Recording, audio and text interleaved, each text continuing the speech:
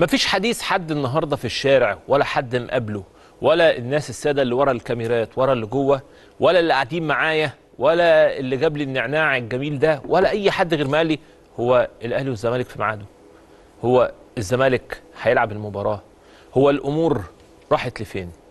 احنا في موقف ارجو يعني دي مجرد نصيحه لو الناس تسمح لي طبعا. احنا في موقف لا فيه توقعات ولا فيه اجتهادات، يعني لازم حضرتك تنقل صوره.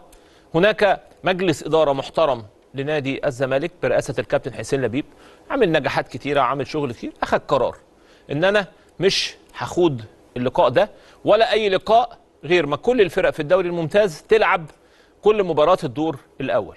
الرابطه ليها وجهه نظر اخرى ان الجدول ده معمول على شكل او على طريقه معينه. اتحاد الكوره في التحكيم شايف ان احنا هندرس الموضوع ونرد. نادي الزمالك شايف ان كان فيه لازم يبقى فيه موقف مع التحكيم. النادي الاهلي طلب طاقم تحكيم اسباني.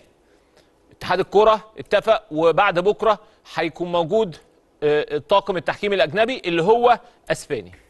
طيب انا بشرح القصه دي ليه؟ كل واحد امامه قصه وكل واحد باصص في ورقته. هي مش خناقه، لان الناس بتسيب كل الكلام ده وتروح تبص للاهلي والزمالك. الاهلي والزمالك في كل حاجه يتحطوا في مواجهه واحده، زي الصوره اللي هتبقى امامنا على الشاشه، جمهور الاهلي وجمهور الزمالك.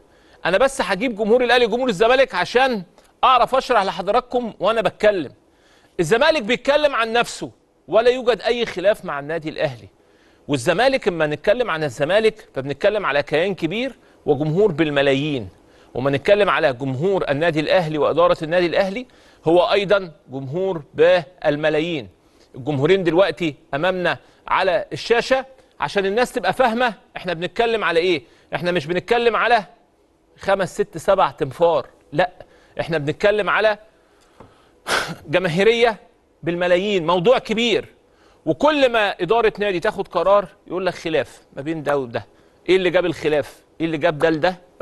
مفيش خلاف. نادي الزمالك بيدور على حقه، شايف ان دي مصلحته، وجهه نظر تحترم. نادي الاهلي باصص في ورقته، كل اللي قاله انا عايز طاقم تحكيم اسباني. كان في جلسه النهارده جمعت ما بين رابطه الانديه المحترفه، رئيس رابطه الانديه المحترفه النائب احمد دياب، كابتن حسين لبيب، ومجلس اداره نادي الزمالك، والاستاذ هشام نصر نائب رئيس نادي الزمالك والنائب حسام مندوب. اسفرت عن حاجه؟ لا، ما اسفرتش عن حاجه. ونادي الزمالك بكره عنده اجتماع الساعه 12 هيتباحث فيه الامر وهيطلع بكره بالقرار النهائي. القرار النهائي لنادي الزمالك هو مش خلاف، يعني مش من سينتصر ومين هيكسب. الزمالك شايف ان في لوائح بشكل كبير لازم تتعدل. الزمالك شايف ان الموضوع مش بس مباراه الاهلي، دول المباراه الاهلي واللي بعد الاهلي. الزمالك شايف ان دي نقطه ومن اول السطر لتعديل لوائح وتعديل موقف حكام ولجنه حكام، ولجنه حكام لازم تروح من اتحاد الكره للرابطه، وجدول معمول بطريقه، ولجنه مسابقات عامله جدول مش متماشي. فنادي الزمالك ليس في خلاف شخصي، هو في النهايه في مصلحه عامه. الرابطه عندها وجهه نظر، شايفه ان انا ما اقدرش اقدم حاجه، ما اقدرش اجل المباراه في ميعادها، كل واحد امام معطياته. وانا بكلم حضراتكم الان الموقف النهائي ان الزمالك مش هيلعب مباراه يوم الثلاث. لا يوجد اجتهاد، ما اقدرش اقول على مسؤوليتي، ما فيش مسؤوليه. انا كلمت مجلس اداره الزمالك، الاستاذ احمد سالم المتحدث الرسمي، الموقف ثابت حتى الان، لا يوجد تغيير. هل في اجتماع مجلس اداره نادي الزمالك بكره ممكن يكون فيه جديد؟ وارد يكون فيه جديد، والله اعلم. احنا بننقل لحضراتكم الحدث واحده واحده واحده واحده، ورقه وقلم كده واكتب ورايا. قلت لحضرتك موقف اداره الزمالك ليه طلبات كتيره، اتحققت هيلعب، ما اتحققتش مش هيلعب.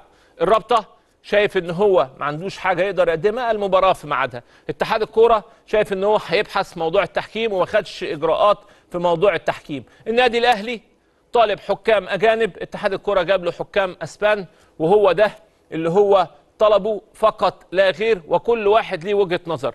الزمالك صرح مرارا وتكرارا لا يوجد خلاف، لا يوجد خلاف ولا محل خلاف مع النادي الاهلي. العلاقه ما بين الاهلي والزمالك علاقه على ما يرام. الزمالك مش مدخل الاهلي في اي حاجه خالص.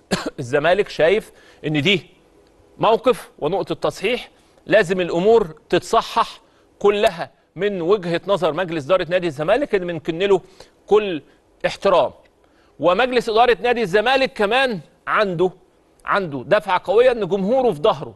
هتف امبارح في الاستاد وقال له احنا في ظهرك، احنا معاك. السوشيال ميديا مع الكابتن حسين لبيب بشكل كبير جدا، وننتظر الساعات القادمه عشان نشوف ايه الموقف.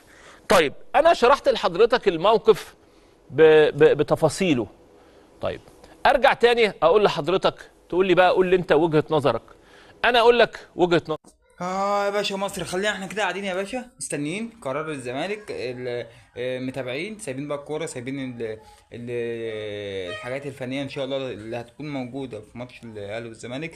كولر بيفكر في ايه، جوميز ناوي على ايه بتاع، يا ترى ايه اللي هيحصل في الماتش، يا ترى الاهلي هيكسب كام، يا ترى الزمالك هيكسب كام، يا ترى طريقه لعب الاهلي ايه هي، طريقه لعب الزمالك ايه هي. لا، سايبين كل الهري ده وقاعدين دلوقتي بنفكر في هي حاجه واحده بس، هي حاجه واحده بس، يا ترى الزمالك هيلعب الماتش ده ولا لا. ليه واجعين دماغنا بالقصه دي يا جدعان؟ هيلعبوا الماتش يا جدعان، هيلعبوا الماتش، وهو وانا هو انتوا، هو الماتش بعد بكره صح، يوم الثلاث تقريبا هيلعبوا الماتش وهتشوفوا. ولو ما لعبوش، ما هم ما يقدروش يعملوا كده، ولو ما لعبوش برضو ايه هتفرق في ايه معاك يعني انت ولا معايا؟ مش هتفرق مع حد اصلا، هي هتيجي فوق دماغهم هم بس، هم اللي هيترازوا بس، مش اكتر من كده. فكبروا دماغكم يا رجال، صلوا على النبي كده واستهدوا بالله.